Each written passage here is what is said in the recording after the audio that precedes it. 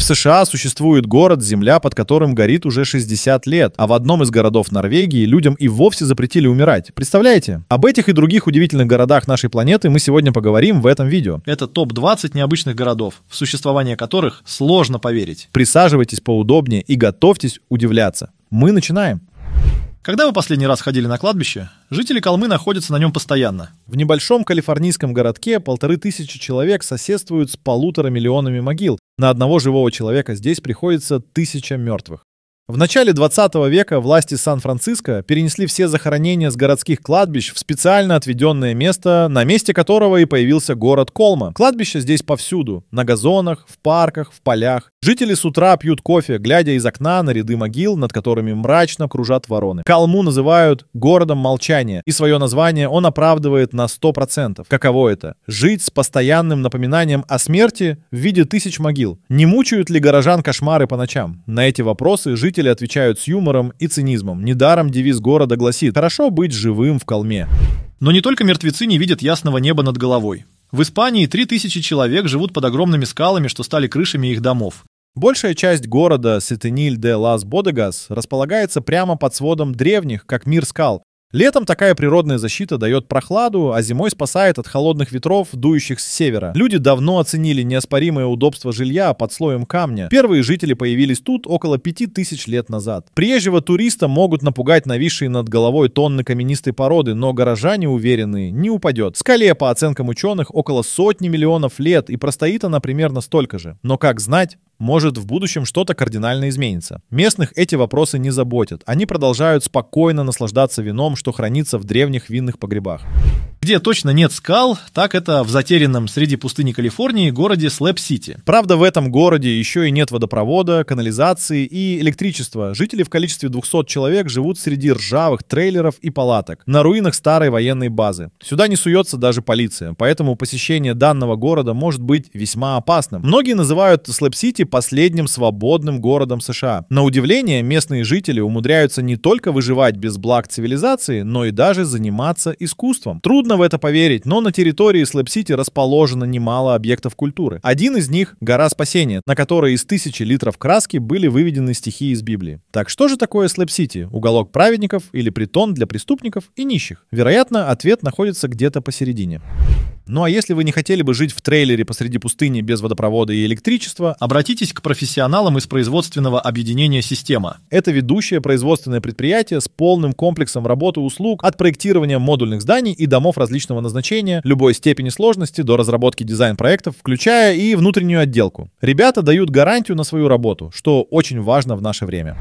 Если в отсутствие полиции еще можно поверить, то уж наверняка в каждом городе исповедуются какие-то религии, да? А вот и нет. В небольшом индийском городке нет ни общепризнанных религий, ни церквей, даже политикой тут не пахнет. Это чудо-поселение называется Ауравиль, своего рода город-утопия. Жители Ауравиля в основном носят белое, сажают рис на красной земле, живут в хижинах из глины. Здесь нет своего или чужого, все общее, и люди работают ради блага всех жителей города. Они крайне творческие, любят заниматься рисованием, писательством, а также ценят уединение. В центре Ауравиля находится большой золотой шар, Матримандир, или же храм матери. В нем любой желающий может помедитировать и подумать о вечном. Неужели это действительно утопия или просто эксперимент по созданию идеального города, пока не столкнулся с серьезными трудностями? Не станет ли в будущем Ауравиль антиутопией?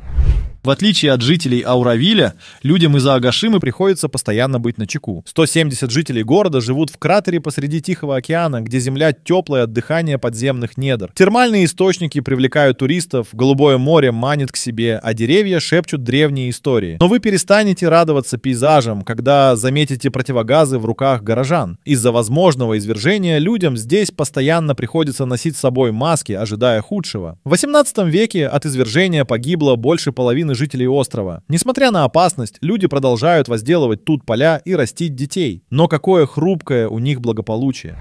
За полярным кругом спокойствие тоже роскошь, а не обыденность. В норвежском городе Лонгир 2000 человек живут среди вечной мерзлоты. Тут далеко на севере день и ночь могут длиться по 4 месяца. Но это не самое удивительное. В городе существуют странные законы. Например, тут нельзя заводить кошек, рожать детей и даже умирать. В мерзлой земле невозможно копать для трупов могилы, а запрет на детей связан с отсутствием роддома в городе. Роженец на определенном месяце увозят на материк, в больницу. Кошек же нельзя содержать, потому что власти заботятся о экологии.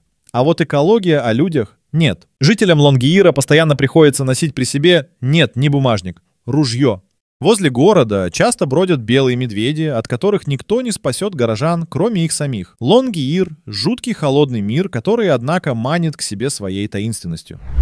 Не все удивительные города холодны и опасны, как Лонгиир. В горах Марокко есть уютный городок Шавен. Отличается он от других не медведями, вулканами или могилами, а цветом. 40 тысяч горожан буквально живут в Лазурном море. Почти все дома, ступеньки, улицы здесь покрашены в нежный синий цвет. Говорят, что такой оттенок отгоняет комаров и злых духов. Но неизвестно, правда ли это. Согласно другой версии, город покрасили в синий мусульмане, что сбежали сюда из Испании в 15 веке. Такой цвет символизировал для беглецов цвет неба, а значит и цвет Бога. Какая бы версия ни была верна, ясно одно – город приобрел удивительный и магический вид. Он буквально гипнотизирует своими бесконечными лазурными стенами. Быть может, на них действительно можно разглядеть Бога?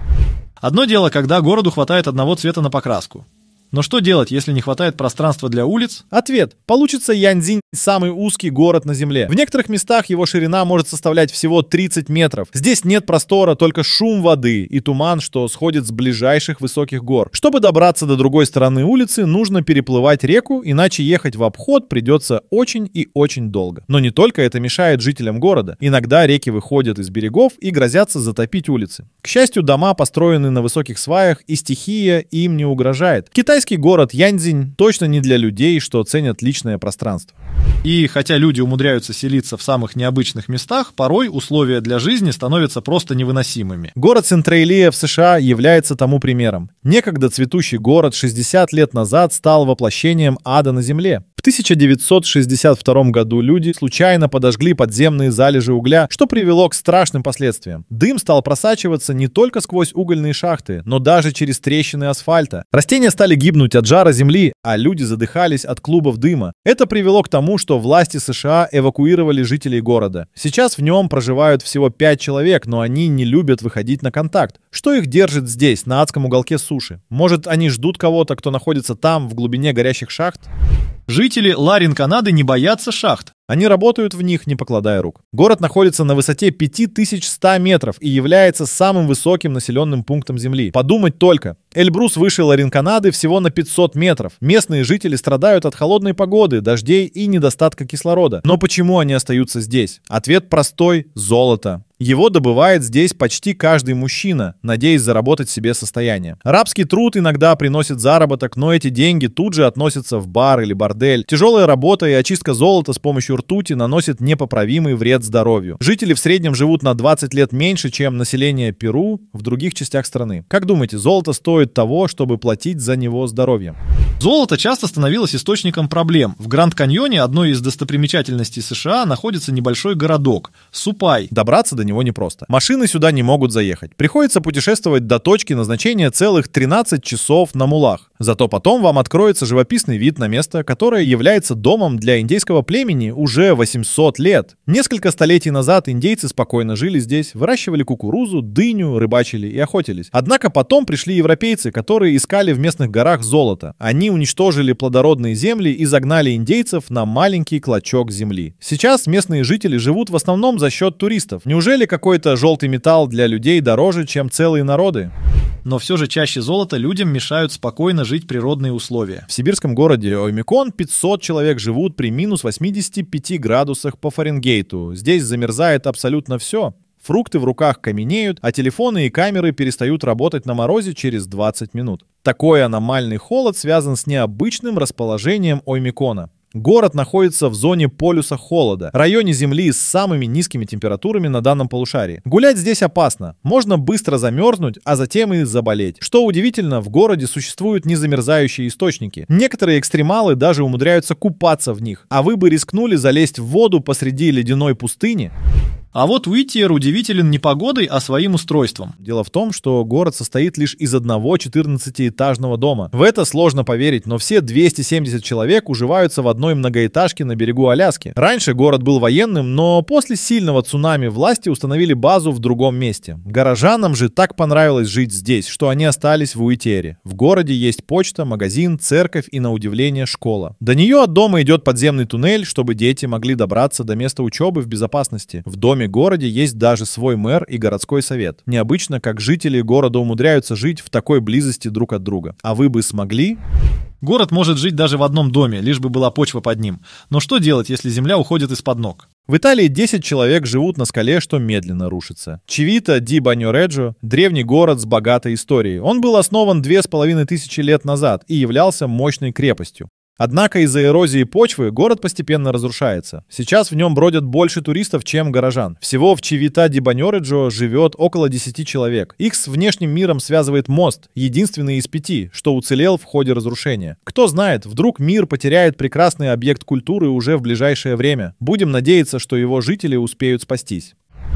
Каким-то городам вообще не нужна суша. Силенд – один из таких. В 1967-м английский майор Пэдди Рой Бейтс сделал шокирующее заявление. Он объявил платформу на сваях, стоящую посреди моря, собственным государством. Столицей княжества Силенд стал одноименный город. Рой Бейтс придумал для своего княжества гимн, флаг и конституцию. Но потом он пошел еще дальше, стал делать паспорта для жителей Силенда. Ими активно пользовались преступники. Они пытались с помощью купленных паспортов проводить махинации с деньгами. Также бандиты старались забрать Силенд у основателя, но майор стойко защищал свое княжество и его столицу. После смерти права на Силенд перешли сыну майора, Майклу Бейтсу. К сожалению, Майкл не так заинтересован в развитии личного княжества и города, а потому Силенду грозит гибель. А вы бы хотели создать собственное государство и столицу для него? К счастью, не все города, что находятся над пропастью, грозятся упасть.